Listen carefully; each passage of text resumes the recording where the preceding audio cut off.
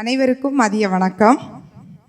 பெண்ணே, புது வாழ்வின் வசந்தம் நீ, அன்பின் உருவம் நீ, அறிவின் ஆற்றல் நீ, ஆக்கத்தின் செயல் நீ, ஆர்வத்தின் ஆழ்கடல் நீ, சாதனையின் சாதனை நீ, உன்னால் தான் இவ்வுலகமே.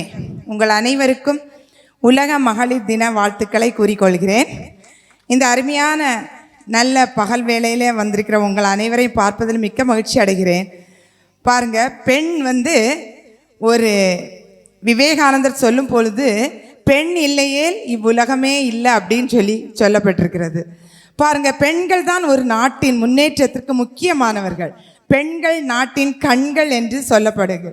நாம் பார்க்குற விதமாகவே ப்ராக்டிக்கலாக சொல்ல போனால் பெண்கள் தான் இந்த நாட்டினுடைய முதுகெலும்பும் கூட. பெண்கள் இல்லாட்டா ஆண்கள் இவ்விதமாக எப்படி என்ன செய்ய முடியாது, ஒவ்வொரு காரியத்தையும் சக்ஸஸாக முடிக்க முடியாது. பெண்கள் தான் ஆண்களுக்கு பேக் போன் மாதிரி. அவங்க பின்னாடி இருந்து அவங்கள நல்லா ஊக்கப்படுத்தி தான் அவங்க நல்லா சாதிச்சுட்டு வராங்க. ஆனால் எல்லாமே சாதனையாளர்கள் யார் தான்? பெண்கள் தான். பாருங்கள், இதை பார்க்கும்போது பெண்கள் பொருளாதாரத்தில் எப்படி மேம்பாடு அடையணும்.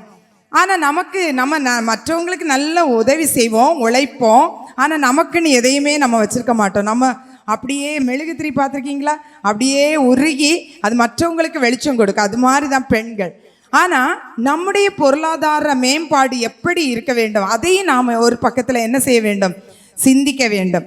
பாருங்கள், பெண்கள் பொருளாதாரத்தில் மேம்பட்டால் தான் இந்த உலகமும் பொருளாதாரத்தில் மேம்பாடு அடையும். அதற்கு நாம் செய்ய வேண்டிய சில காரியங்களை நான் முடிக்கிறேன். பாருங்கள், நம்மிடத்தில் சில காரியங்கள் தான் இருக்கும். சில வேளைகளில் நமக்கு ஒன்றுமே இல்லை, நான் என்ன செய்ய முடியும், எனக்கு எப்படி நான் பொருளாதாரத்தில் முன்னேற முடியும் அப்படின்னு நீங்கள் நினைக்கலாம். ஆனால் நிறைய பெண்களை நாம் கேள்விப்பட்டிருக்கிறோம். சின்ன ஒரு முதலீடை வச்சு அதை அழகாக என்ன செய்திருவாங்க, பெருக்கி அவங்களும் பயனடைவாங்க, அவங்க குடும்பமும் பயனடையும். அவங்களால நிறைய பேர் என்ன செய்திருவாங்க, பயனடைவாங்க. அதன் மூலமாக நாடே முன்னேறும். பாருங்கள், இப்படிப்பட்ட சில காரியங்களை பெண்கள் நாம் என்ன செய்ய வேண்டும், செய்ய தொடங்க வேண்டும். அதற்கு நமக்கிட்ட முதல் இருக்க வேண்டியது உற்சாகம். நம்மக்கிட்ட உற்சாகம் இல்லை, சோம்பல் இருந்துச்சுன்னா எதையுமே நம்ம என்ன செய்ய முடியாது, செய்யவே முடியாது. பாருங்க, விவிலியத்திலும் ஒன்று சொல்லப்பட்டிருக்கிறது, பெண்கள் வியாபார கப்பலை போல காணப்படுகிறாங்க. வியாபார கப்பல் எப்படி இருக்கும், தூரத்துலேருந்து வியாபாரத்துக்காக நிறைய இறக்குமதி பண்ணுவாங்க, நிறைய ஏற்றுமதி பண்ணுவாங்க. இதெல்லாம் அந்த கப்பலில் தான் ஏற்றி கொண்டு இறக்குவாங்க. அது ஒரு நேரம் ரெஸ்ட் இருக்காது, எப்போதும் ராவும் பகலும் இறங்குறதும் ஏறுறதுமா ஏற்றுகிறதுமா தான் இருக்கும். அதே மாதிரி தான் பெண்கள்.